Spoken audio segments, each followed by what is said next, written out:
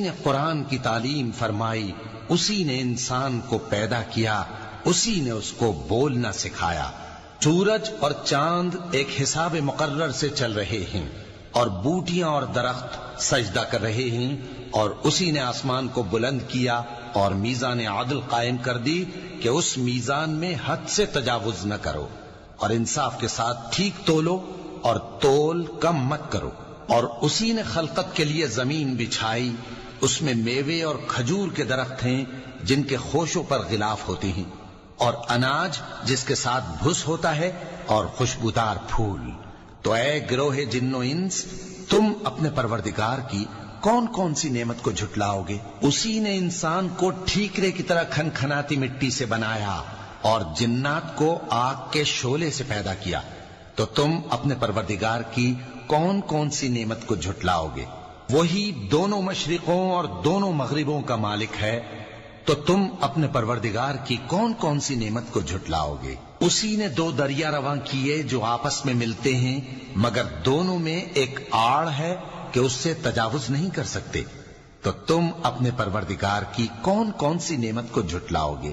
ان دونوں دریاؤں سے موتی اور مونگے نکلتے ہیں، تو تم اپنے پروردگار کی کون کون سی نعمت کو جھٹلاؤ گے؟ اور جہاز بھی اسی کے ہیں جو سمندر میں پہاڑوں کی طرح اونچے کھڑے ہوتے ہیں، تو تم اپنے پروردگار کی کون کون سی نعمت کو جھٹلاؤ گے؟ جو مخلوق زمین پر ہے سب کو فنا ہونا ہے، اور تمہارے پروردگار ہی کی ذات جو صاحب جلال و کرم ہے باقی رہے گی۔ تو تم اپنے پروردگار کی کون کون سی نعمت کو جھٹلاؤ گے؟ آسمان اور زمین میں جتنے لوگ ہیں سب اسی سے مانگتے ہیں، وہ ہر روز کسی نہ کسی کام میں ہوتا ہے۔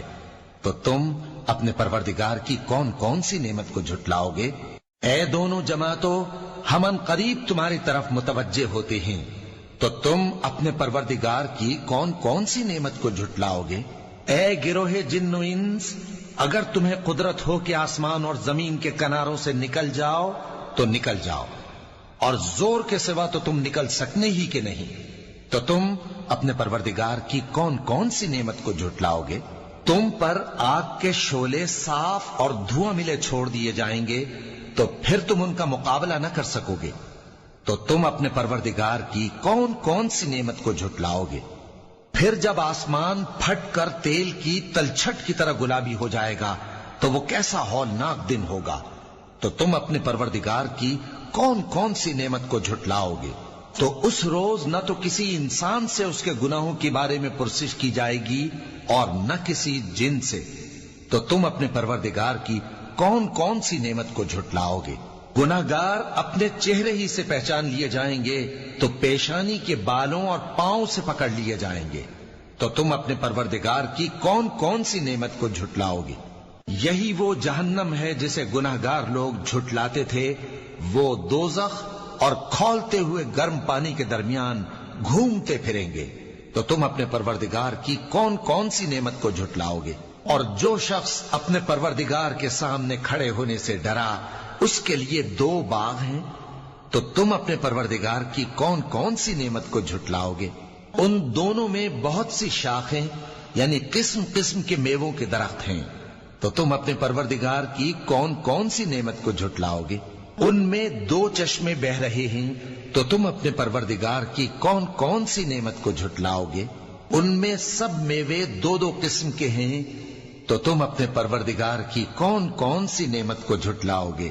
اہل جنت ایسے بچھونوں پر جن کے استر اطلس کے ہیں تکیہ لگائے ہوئے ہوں گے، اور دونوں باغوں کے میوے قریب جھک رہے ہیں۔ تو تم اپنے پروردگار کی کون کون سی نعمت کو جھٹلاؤ گے؟ ان میں نیچی نگاہ والی عورتیں ہیں جن کو اہل جنت سے پہلے نہ کسی انسان نے ہاتھ لگایا اور نہ کسی جن نے۔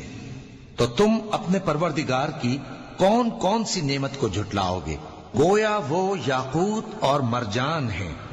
تو تم اپنے پروردگار کی کون کون سی نعمت کو جھٹلاؤ گے؟